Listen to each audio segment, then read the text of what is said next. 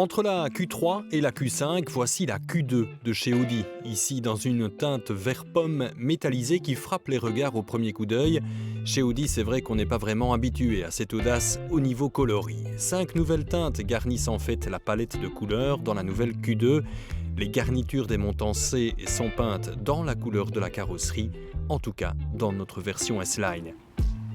Une voiture au look trapu, plutôt sportif, que vous avez déjà pu voir sur nos routes, puisque le SUV, sorti il y a déjà 4 ans, mais il a été remanié de manière assez discrète.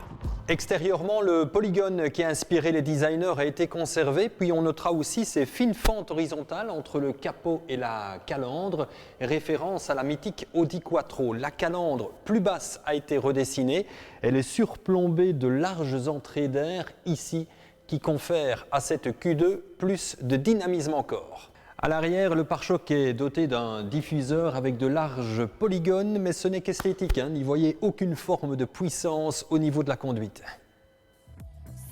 Le nouveau Q2 a été allongé de quelques millimètres et mesure désormais 4,21 m, tandis que sa largeur, 1,79 m, et sa hauteur, 1,54 m, sont restés inchangés. Les phares LED sont désormais livrés de série, tandis que les phares LED matriciels sont disponibles en option comme ici sur cette version.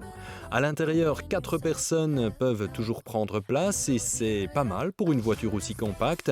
La 5e place à cheval sur le tunnel central est étroite et n'est donc envisageable qu'en secours.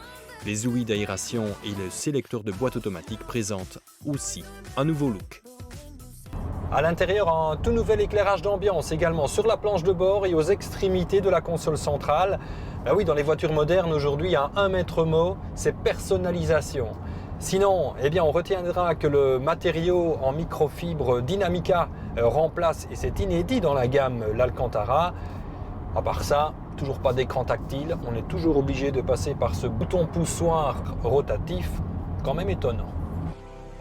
Notre modèle en test est la version S-Line du Q2 avec ses innombrables options, toit panoramique en verre, les sièges avant chauffants, l'assistance au stationnement, 14 haut-parleurs haute performance. Le coffre offre une capacité de 405 litres, étendue à 1050 litres lorsque les dossiers des sièges arrière sont rabattus.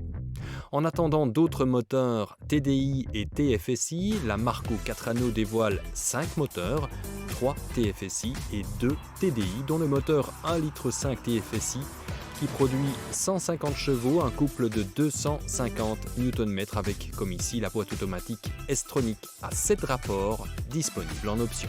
La direction est précise, que ce soit en milieu urbain ou sur des routes plus sinueuses. Et puis Audi propose également une suspension sport qui réduit de 10 mm la hauteur de caisse. Cette suspension est également disponible avec le contrôle de l'amortissement. La gamme de roues et de pneus débute avec un format 16 pouces jusqu'à 19 pouces, signé Audi Sport, comme sur notre modèle en test. Mais alors c'est au détriment du confort de conduite pour le passager comme pour le conducteur, parce que c'est ferme, c'est même très ferme. Sur le plan de la sécurité, les systèmes d'aide à la conduite du Q2 proviennent directement de la catégorie supérieure, avec l'avertisseur de changement de voie, le système Audi Presense Front de série qui utilise un radar pour observer la zone située devant la voiture afin d'éviter les accidents. En option, une caméra de recul et le parking system plus le park assist. La commercialisation de l'Audi Q2 sur le marché belge a débuté au mois de septembre. En Belgique, les prix commencent à 26 000 €.